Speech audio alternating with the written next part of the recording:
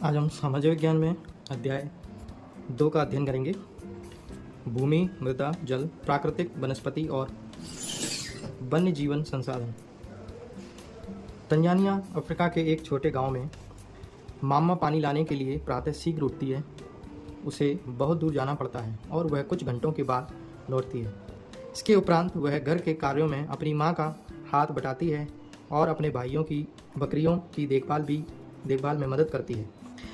उसके पूरे परिवार के पास उनकी छोटी झोंपड़ी के चारों ओर चट्टानी भूमि का एक भाग है।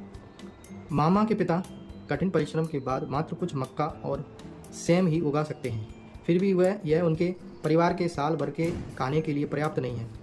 पीटर न्यूजीलैंड के भेड़ पालन प्रदेश के मध्यवर्ती भाग में रहता है, जहां उसका परिवार प्रक्रमण करने का कारखाना चलाते हैं।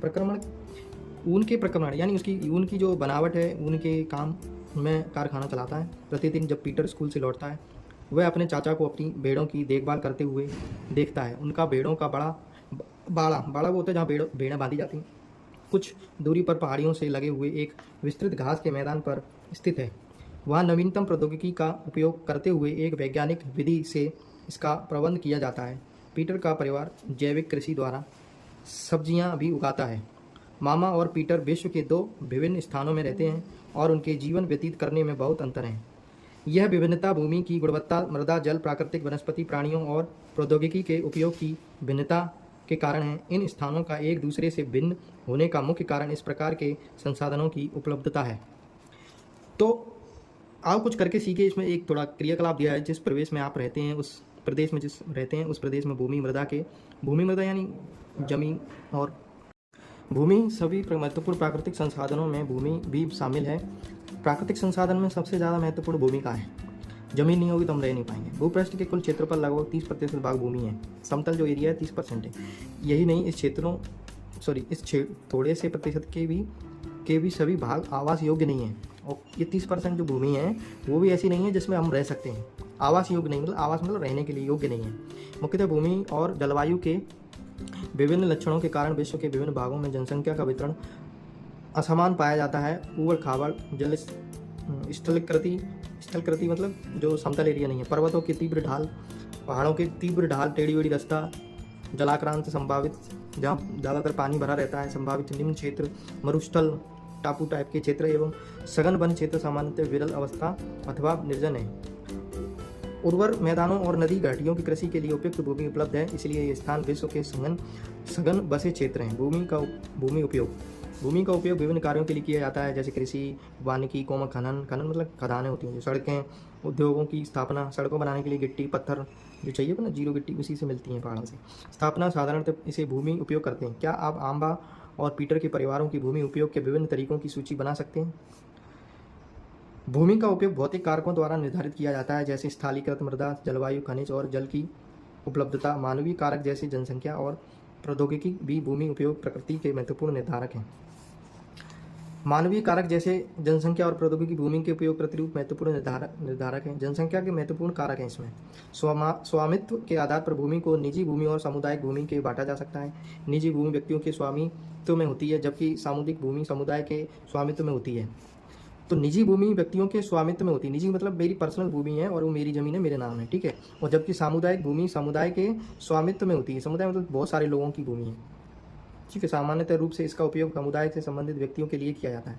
जैसे किसी नगर में बहुत सारे लोग रहते हैं, उस भूमि को उनकी कार्यों के लिए उपयोग किया जाएगा, जैसे मिट्टी निकालना, खनन करना, पत्थर निकालना, उसी की नगर में काम करने के लिए। जैसे चारा, ठीक है, फलों, नट या औषधीय बूटियों का एकत्रित करना, ठीक है, जड़ी बूटियों का। इस सामुदायिक भूमि को साझा संपत्ति संसाधन भी कहते हैं। जनसंख्या और उनकी मांग सदैव बढ़ती रहती है, लेकिन भूमि की उपलब्धता सीमित है। स्थान के अनुसार भूमि की गुणवत्ता में अंतर होता है। लोगों ने सामुदायिक भूमि पर व्यापारिक क्षेत्र बनाने, नागरिक क्षेत्रों में घर बनाने और ग्रामीण क्षेत्रों में कृषि भोग्य भूमि का विस्तार करने के लिए अनाधिकृत हस्तक्षेप करना शुरू कर दिया है। आज भूमि उपयोग प्रतिरूप में व्यापक परिवर्तन हमारे समाज में सांस्कृतिक परिवर्तनों को दर्शाते हैं। वर्तमान में कृषि और निर्माण संबंधी गतिविधियों के प्रसार के कारण निम्नीकरण, भूस्खलन मतलब भूकंप, मृदा अपरदन यानी मिट्टी कटती है ना नदियों से, मरुस्थलीकरण, ठीक है, पर्यावरण के लिए प्रमुख खतरा है। रेत, जहाँ बहुत सारा रेत ही रेत हो रहा है, पानी नहीं है। मरुस्थलीकरण हो गया, ठीक है, खतरा है। इस चित्र में जैसे कि हम देख पा रहे हैं खेती हो रही है, ठीक है, ये मकान बनाए जा रहे हैं, रोड, बिजली, सड़कें, बिल्डिंगें बन रही हैं। पहले कैसे थे, फिर थोड़े मकान बने, पहले कच्चे घरों में रहते थे गाँव में, फिर थोड़े मकान बने, फिर थोड़े से और बने, सड़क बनाई, नदियाँ, सड़क, बसें चलने लगी, तो और ज़्यादा सिटी घना। भूमि उपयोग में समय के अनुसार परिवर्तन, यानी पहले भूमि कैसी थी, अब भूमि कैसी हो गई है, इसमें बहुत सारे परिवर्तन हो गए। भूमि एक संसाधन का संरक्षण है।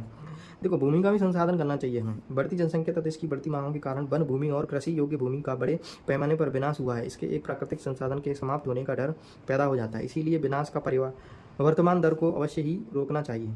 वन रोपण, भूमि उद्धार, रासायनिक कीटनाशकों और उर्वरकों के विनियमित उपयोग तथा देखो, वन रोपण मतलब होता है वनों में, जंगलों में पौधों को रोपना, उगाना। भूमि उद्धार, रासायनिक कीटनाशक तो आप जानते हैं, ठीक है। उर्वरक, जैसे अच्छी फसल के लिए उर्वरक डालते हैं। विनियमित उपयोग करते हैं। अतिचारण पर रोक आदि। अतिचारण मतलब ज़्यादा से ज़्यादा चारा बना रहे हैं। रोक आदि भूमि संरक्षण के लिए प्रमुख कुछ सामान्य तरीके हैं। मृदा, पृथ्वी के पृष्ठ पर दानेदार कणों के आवरण की पतली परत मृदा कहलाती है। मृदा पृष्ठ पर दानेदार कणों की, यानी जैसे रेत जैसा होता है, पतली परत कहलाती है।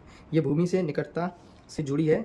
ऊपर की जो परत होगी वो रेतीली टाइप की होगी, नीचे मिट्टी निकलेगी। स्थल रूपी रूप मृदा के प्रकार को निर्धारित करते हैं। मृदा का निर्माण चट्टानों से प्राप्त खनिजों और जैव पदार्थ, ठीक है, जैसे इसमें चित्र में दिखाया भूस्खलन, भूकंप, ये भी भूकंप मिट्टी के, मृदा के, पृथ्वी के, ठीक है, अवरुद्ध है, अचानक भूकंप आ जाना, ये भी चिंता का विषय है। ये बढ़ती आबादी का एक वस्तु स्थित अध्ययन, हिमाचल प्रदेश किन्नौर रेंगांग के निकट पंजी गांव में बड़े भूकंप कारण, ठीक है, हिमाचल प्रदेश में ज़्यादा आते हैं भूकंप। ये कुछ एरिया है जहाँ भूकंप आते हैं। न्यूनीकरण क्रियाविधि, ठीक है, प्रतिधारी दीवार। न्यूनीकरण मतलब कोई चीज़ नई बनाने जा रहे हैं हम, सड़क, कुछ भी, वैज्ञानिक द्वारा विकास समझने शक्ति मिलती है। भूस्खलन उत्पन्न होने के कौन कौन से कारण हैं, भूकंप आने के कौन कौन से कारण, उनका प्रबंधन कैसे करना है। भूस्खलन को रोकने की कुछ विधियाँ निम्न हैं। भूस्खलन प्रभावित क्षेत्रों मानचित्र बनाकर उसमें प्रभावित होने वाले स्थानों को इंगित करना। इस प्रकार इन क्षेत्रों को आवास बनाने के लिए छोड़ा जा सकता है। भूमि को खिसकने से बचाने के लिए प्रतिधारी दीवार का निर्माण भूस्खलन को रोकने का सबसे प्रभावी तरीका है। सतही अपवाह, झरना प्रभाव, साथ भूस्खलन गतिविधियों को नियंत्रित करने के लिए अपवाह नियंत्रण, यानी जहाँ झरने होते हैं वहाँ उससे भी भूस्खलन का डर रहता है।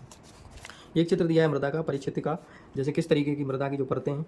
हुमस, यानी जो छोटे छोटे घास है, वनस्पति जिसको बोलते हैं, ऊपरी परत। बालू, मिट्टी, गाद जिसको बोलते हैं, सड़े गली चीज़ें, मिट्टी जैसे जिसमें जड़ें। किले बोलते हैं जिसको, किले, हल्की गीली सी मिट्टी होती है, ऊपरी मृदा। बीच में जो पीला सा दिख रहा है अपक्षी के चट्टानी पदार्थ हैं, जनक चट्टानें। सबसे नीचे जाओगे तो थोड़ी चट्टानें मिलेंगी। तापमान परिवर्तन, तुषार क्रिया, पौधों, प्राणियों और मनुष्य के क्रियाकलाप द्वारा अनावृत सेलों का टूटना और क्षय होना। क्षय मतलब हट जाना, वहाँ से अलग हो जाना। तथा भूमि पर पाए जाने वाले खनिजों से होता है। यह अपक्षय क्रिया के माध्यम से बनती है। खनिजों को जैव पदार्थों सही मिश्रण मृदा को उपजाऊ बनाता है। मृदा को उपजाऊ बनाना है, यानी मिट्टी को उपजाऊ बनाना है, तो उसके कई सारे मिश्रण किए जाते हैं, ठीक है। जैसे सेल, रंग, गठन, रासायनिक गुण, खनिज मात्रा, ये सब मृदा मिट्टी में मिलाए जाते हैं। उच्चावत तरंगा ढाल मृदा संचय को निर्धारित करती है। जलवायु, तापमान भी मृदा को निर्धारित करती है। वनस्पति प्रणाली, प्राणी जात, जीव जंतु, हुमस, समय, मृदा परिच्छेद की मोटाई, ये सब मृदा यानी मिट्टी बनाती है। मिलके मिश्रण, मृदा निर्माण, ठीक है, निर्माण का मतलब बनाना। अब क्रियाकलाप तो हम बाद में पढ़ेंगे, पहले मृदा निर्माण के कारक देख लेते हैं, किस कारक होते हैं। तो मृदा निर्माण के मुख्य कारक जनक, सेल का स्वरूप, जल वायविक कारण है। वायु मतलब जल कुछ कारण है, जलवायु, मिट्टी के भी, पानी के भी कुछ कारण, पानी से भी बनती है मृदा। मृदा निर्माण के अन्य कारक स्थलाकृति, जैव पदार्थों, भूमिका, मृदा निर्माण के गठन संगठन में लगा समय है। अलग अलग स्थानों में ये भिन्न होता है। मृदा का नवीनीकरण, परीक्षण के उपाय। तो मृदा अपरदन और क्षीणता मृदा संसाधन के लिए दो मुख्य खतरे हैं, मानवीय और प्राकृतिक, यानी मनुष्य द्वारा और प्रकृति द्वारा। दोनों ही कारकों से मृदाओं का निम्नीकरण हो सकता है। मृदा निम्नीकरण सहायक कारक, वनोन्मूलन मतलब ज़्यादा वन जंगल घने, अतिचारण, चारा ज़्यादा होता है ना, घास फूस, रासायनिक उर्वरक और कीटनाशक इत्यादि का उपयोग। फसलों में आजकल कीटनाशक ज़्यादा उपयोग कर रहे हैं अपन। वर्षा का दोहन, वर्षा, भूस्खलन, ये सब बाढ़, मृदा कुछ, ये सब मृदा, ये मिट्टी के छीण कर रहे हैं उसको, मतलब नष्ट कर रहे हैं, मृदा को नष्ट कर रहे हैं। मल्च बनाना, पौधों के बीच अनावृत भूमि जैव पदार्थ जैसे प्रभाव से ढक दी जाती है, इससे मृदा की आर्द्रता रुकी रहती है। यानी कुछ ऐसी भूमि, पौधों के बीच अनावृत भूमि आ जाती है और वो भूमि ढक जाती है, उससे मृदा को प्रभावित होता है। वेदिका फार्म, ये कुछ फार्म, कृषि के फार्म है, मतलब किस तरीके से कृषि की जाती है पहाड़ों की एरिया में, ठीक है। समुच्च रेखीय जुताई, ये जुताई मतलब ये खेत जोतते हैं। वेदिका फार्मिंग क्या होती है? चौड़े समतल से सोपान अथवा वेदिका तीव्र ढालों पर बनाए जाते हैं, ठीक है। किस तरीके से फार्मिंग अलग अलग तरीके से समान सतह समतल उगाने के लिए उपलब्ध होते हैं। इसमें प्रतिष्ठित प्रवाह को मृदा अपतन कम होता है।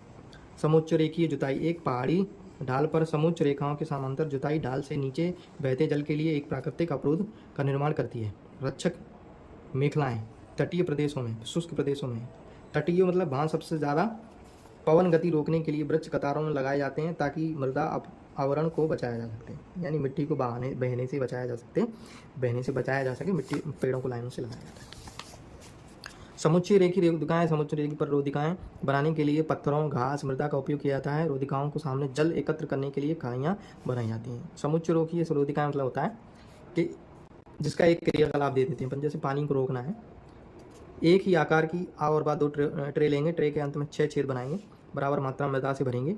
ट्रे की मृदा को खाली छोड़ दीजिए, जबकि ट्रे में गेहूं अथवा चावल के दाने लगाइए। बाद में ट्रे के दाने उगकर कुछ ऊंचे हो जाते हैं। अब दोनों ट्रे को ऐसे रखिए जैसे एक ढाल पर हों। दोनों ट्रे में बराबर ऊंचाई से एक ओर से मग से जल डालते हैं। दोनों ट्रे के छेदों से निकलने वाले पंकिल जल को 2 अलग अलग डिब्बों में एकत्रित करें और तुलना करें कि प्रत्येक ट्रे से कितना मृदा बह रहा है। ये क्रियाकलाप है मिट्टी का बहना, कि किस में ज़्यादा मिट्टी बह रही है। तो इस तरीके से भी खेती की जाती है। चट्टानों बांध, चट्टानों पर भी बांध बनाए जाते हैं, ये जल के प्रभाव को कम करते हैं, ठीक है। नलियों की रक्षा करते हैं और मृदा की क्षति को रोकते हैं। बीज की फसल उगाना, बीज मतलब समुद्री इलाका है, बहुत ज़्यादा पानी है, वर्षा दोहन सुरक्षित रखने के लिए अलग अलग समय विभिन्न फसलें एकांतर कतारों में उगाई जाती हैं। जल के बारे में पढ़ेंगे अपन, देखो कुछ पढ़ लेते हैं यहाँ पे। क्या आप जानते हैं वर्ष 1975 में मानव उपयोग के लिए जल की खपत 3850 घन किलोमीटर वर्ष थी, जो वर्ष 2000 में बढ़कर 6000 घन किलोमीटर वर्ष से भी अधिक हो गई। कितनी बढ़ गई हो? 6000। जल एक महत्वपूर्ण नवीकरण प्राकृतिक संसाधन है। भूपृष्ठ का 3/4 भाग जल से ढका है, इसलिए इसे जल ग्रह कहना उपयुक्त है। लगभग 3.5 अरब वर्ष पहले जीवन आदि महासागरों में ही प्रारंभ हुआ था। यद्यपि आज महासागर पृथ्वी की सतह के 2/3 भागों को ढके हुए थे और विविध प्रकार के पौधों और जंतुओं को मदद करते हैं। महासागरों का जल लवणीय और मानवीय उपयोग के लिए उपयुक्त नहीं है। अलवण जल केवल 2.7% ही है। इसका लगभग 70% भाग बर्फ की चादरों और हिमानियों के रूप में अटलांटिका, ग्रीनलैंड और पर्वतीय प्रदेशों में पाया जाता है।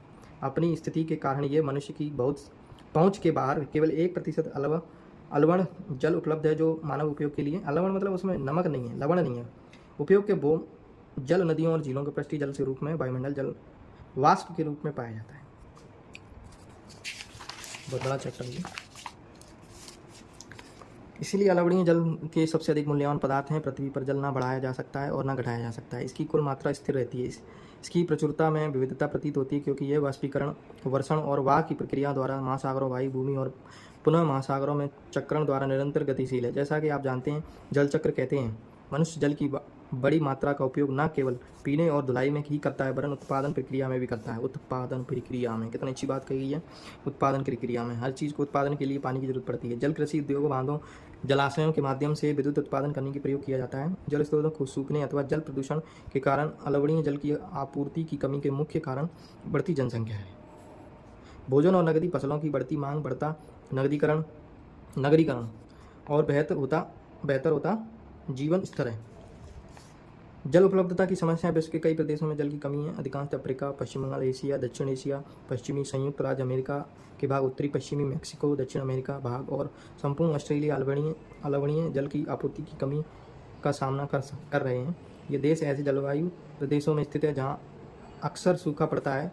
उनमें जलाभाव की अधिक समस्या बनी रहती है। इस प्रकार जल का हवा, मौसमी अवस्था, वर्गीकरण विविधता हो सकता है अथवा अतिभोग जल को स्रोतों के संदूकों के कारण भी जल का अभाव हो सकता है। संदूषण, दूषित जल संसाधनों का संरक्षण आज के विश्व में शुद्ध तथा पर्याप्त जल स्रोतों के पहुंचना एक बड़ी समस्या बन सक गई है। इस क्षीण होते संसाधन के संरक्षण के लिए कदम उठाने चाहिए। यद्यपि जल एक नवीनीकरणीय संसाधन है, यद्यपि इसका तो अब बहुत चैप्टर अभी ये 2 भाग में हो पाएगा, इसलिए मैं इसका 2 भाग बना रहा हूँ। ये मेरा पहले भाग का वीडियो है, ठीक है। अभी पहले भाग में ही मैं दूसरे पार्ट का अध्ययन कर रहे हैं, तो इसलिए मैं अगला वीडियो दूसरे भाग में कंप्लीट करूँगा।